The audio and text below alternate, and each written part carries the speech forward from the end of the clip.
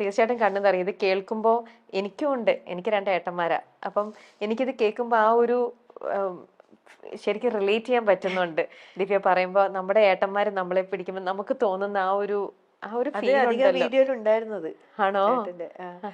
ഏടത്തിയമ്മ പറയും ഒന്ന് കല്യാണമായിട്ടുണ്ട്. ഏടത്തിയമ്മക്ക് ഭയങ്കര ഭയങ്കര എന്ന് പറഞ്ഞാൽ ചെയ്തു അത്രക്ക് ഇഷ്ടം. വേഗം ഒന്ന് കെട്ടിയിട്ടുണ്ടെങ്കിൽ എണ്ണമാണ് ദിവസങ്ങൾ. എല്ലാരും അങ്ങനെയാണ്. പിന്നെ ഏപ്രിൽ അങ്ങനെ ആയതുകൊണ്ട് ഈ ഇത്രയും നീട്ടണമെന്നൊക്കെ കുറെ പേര് ചോദിച്ചു, വേഗം കല്യാണം കഴിച്ചുകൂടെ അങ്ങനെ ഇങ്ങനെ.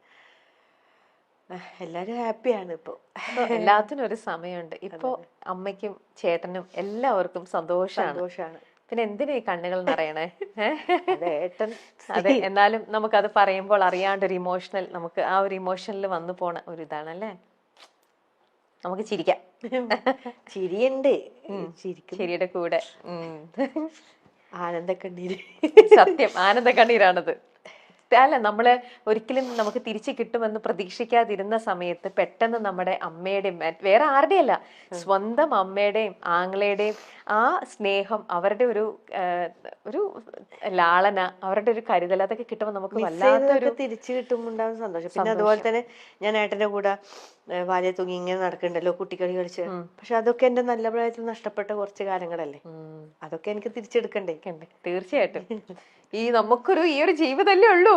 ഈ ഒരു ജീവിതത്തിൽ ഇതെല്ലാം കുറച്ച് കുട്ടിയായിക്കോട്ടെ. അതെ, കുട്ടിയായിട്ട് തന്നെ അതൊക്കെ അങ്ങ് എൻജോയ് ചെയ്യാം. എനിക്ക് നഷ്ടപ്പെട്ടതൊക്കെ ഞാനൊന്ന് ആസ്വദിക്കട്ടെ. തീർച്ചയായിട്ടും ദിവ്യ.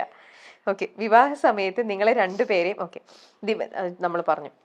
ദിവ്യക്ക് ജീവിതത്തിൽ ഇതിനോടകം ക്രിസ് കൊടുത്ത ഏറ്റവും വലിയ ഒരു ഗിഫ്റ്റ്? എനിക്ക് ഗിഫ്റ്റാ. എന്നെ ഏറ്റെടുത്തു, എന്റെ മക്കളെ ഏറ്റെടുത്തു. അത് തന്നെ ഏറ്റവും നല്ലൊരു സമ്മാനം. തിരിച്ചു കൊടുത്തതോ? തിരിച്ചെന്ത് കൊടുത്തു? ഞാൻ 2 മക്കളെ കൊടുത്തു, ഭാര്യനെ കൊടുത്തു. നിങ്ങൾ പറയാതിരിക്കാൻ പറ്റില്ല, നല്ലൊരു അപ്പ അമ്മ ഏട്ടന്റെ, പറയാതിരിക്കാൻ പറ്റില്ല. അവരെവിടെ? എറണാകുളത്താണോ? അവര് എറണാകുളത്താണോ? ട്രിവാൻഡ്രത്ത്. അവരും ട്രിവാൻഡ്രത്താണോ? എറണാകുളത്തും വരും. 2 സ്ഥലത്തായിട്ട്. പിന്നെ ഏട്ടന്റെ ചേച്ചിയുണ്ട്, പുഷ്പ ചേച്ചി, US-ലാണ്, ഡോക്ടറാണ്. അതും എന്താ പറയണ്ട അറിയില്ല, എന്നെ അതുപോലെ സ്നേഹിക്കുന്നുണ്ട്. അങ്ങനെ ഒരു അകൽച്ചയോ കാര്യങ്ങളോ, മക്കളുണ്ട് അതൊന്നും ഇല്ലാണ്ട് ചേർത്ത് പിടിക്കുന്നുണ്ട്. അതാണ് ഗിഫ്റ്റ്. അതെ, ആഗ്രഹിച്ച ഒരു ലൈഫ് ആണ് ദിവ്യക്ക് ഇപ്പൊ കിട്ടിയത്. ചിലവര് പറയില്ലേ, മക്കളുണ്ടെങ്കിൽ ചിലവര് മക്കളെ വേണ്ട, നീ മാത്രം മതി എന്ന് അങ്ങനെ നോക്കുന്ന ഇഷ്ടംപോലെ ആൾക്കാരുണ്ട്. ഞാൻ എന്റെ തന്നെ അറിവിൽ എന്റെ ഫ്രണ്ട്സൊക്കെ ഇങ്ങനെ അനുഭവം ഉണ്ടായിട്ടുണ്ട്. അപ്പൊ അവര് പറഞ്ഞിട്ടുണ്ട്, മക്കളെ വേറെ അവരെ വീട്ടിൽ നിർത്തിയിട്ട് അവന്റെ കൂടെ വേറെ പോയി, അങ്ങനത്തെ ഒക്കെ അവസ്ഥയുണ്ട്.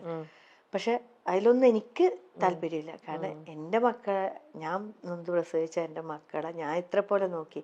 അപ്പൊ നമ്മളെ 3 ചേർത്ത് പിടിക്കാൻ ഒരാള്, ആ കുടുംബത്തിലേക്ക് തന്നെ എന്താണ് ഒരു തെറ്റും കൂടാതെ, എനിക്ക് എന്താണ് ഒരു ഇതിനോട് ഇങ്ങനെ എന്താണ് നല്ല ധൈര്യത്തോടു കൂടി നല്ല ഇതായിട്ട് നിൽക്കാൻ നല്ലൊരു അപ്പ ഉണ്ട്, നല്ലൊരു അമ്മ ഉണ്ട്, ചേച്ചിയുണ്ട്, കസിൻ ഉണ്ട്, എല്ലാരും ഒരുപാട് ഫാമിലി മെമ്പേഴ്സ് ഉണ്ട്.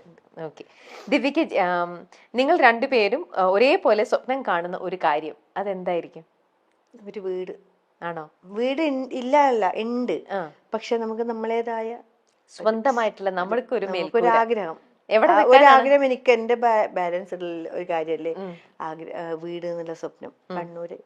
കണ്ണൂരായിട്ടൊരു ചെറിയൊരു തറ കെട്ടി വെച്ചിട്ടുണ്ട്. അതായി എന്നൊക്കെയാണ് ന്യൂസിൽ വന്നത്.